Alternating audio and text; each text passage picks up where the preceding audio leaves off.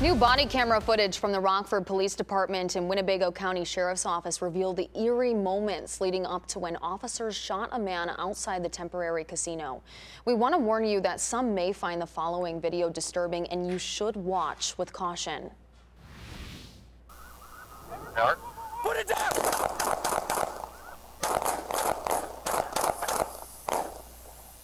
Shots fired, shots fired. Rockford police got a call May 28th about a man acting rowdy, and after casino security asked him to leave, they called 911 because they thought he had a gun. So in that video, you could see police confronting 51-year-old Bradley Tompkins in the parking lot. Investigators say he pointed a gun at them, and that's when officers fired their weapons. Before we go to Mike with the results of the referendums, we do want to highlight the voter turnout of everyone who went and cast their ballots tonight here in the state line. So our most recent numbers show that Lee County had the most voters that turned out at 25.5%, and then Winnebago County following at 20.85%, followed by Stevenson County at 20.31%, Boone County 18.4%, and then Rockford, the city of Rockford, 11.94%. Many experts predicted that voter turnout would be low this year for the primaries, though these numbers seem very promising. We must warn you, the video we're about to show might be disturbing to some viewers. Hey! Put it down! I wouldn't do that. I wouldn't do that. DeKalb police were investigating a domestic disturbance call around 3 in the morning in October last year. They found a woman in the backyard of a home, and she told police her drunk boyfriend was threatening to kill her with a samurai sword. As investigators tried to ease the situation, they say Christopher Kramer charged out of the home with the sword over his head, pointed at an officer. Now that officer, Brian Ballo, shot Kramer, who later died. We are learning tonight about a serious motorcycle accident right now on Interstate 90, and as you can see, it's severe enough that it's backing up the traffic for drivers who are traveling right now northbound into Wisconsin. This did happen at mile marker 10.5, and we are learning that the driver of the motorcycle has serious head injuries. We do have some breaking news that we want to share today. I just want to let you know that Rockford police are tweeting to avoid the area of Charles and 20th Street in Rockford.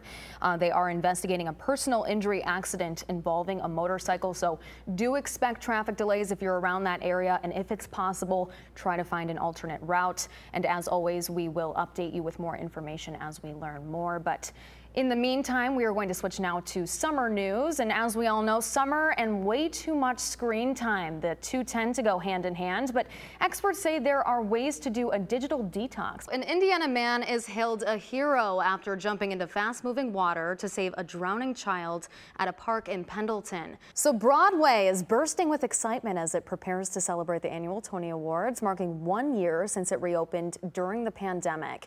Now, last June, I spoke with Broadway stars Carolee Carmello and Claiborne Elder about the shutdown and how they and others in the industry filled their time. And today we reconnected with Claiborne, who takes on one of the prominent roles in Company. He'll perform during Sunday night's Tony Awards broadcast right here on CBS and WIFR.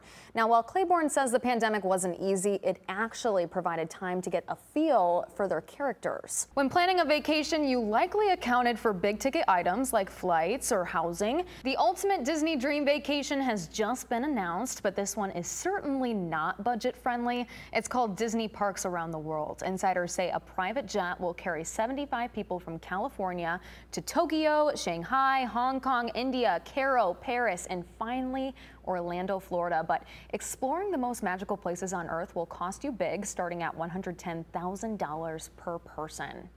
A Sycamore man accused of stealing $3 million is sentenced. We'll have the whole story tonight at 6. And a Genoa woman heads to court after someone took advantage of her tragedy by stealing funds raised to support her daughter, who was battling a terminal illness. Again, those stories and more you don't want to miss tonight at 6.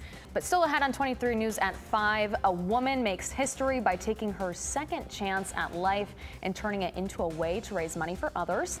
And it's only a few days from the official start of summer, but some pools aren't ready to make a splash. We dive into the trouble in the water in Beloit. That's next. Loras College, home of the Dewhawks, one of the more unique college mascots out there. It's one of my favorites. That's what Mike looks like. On a good day. On a good day. That was good. Beautiful day to be out right now at West Rock Wake Park, but also a beautiful day to take advantage of, I think, the second night here of Old Settlers Days in Rockton, which is where Ethan Rossick is. Find out what animals Petco will now serve, and it's not dogs, and it's not cats, and it's not Ethan Rossick, but he does have a look at our forecast next. And first, here's your winning lottery numbers.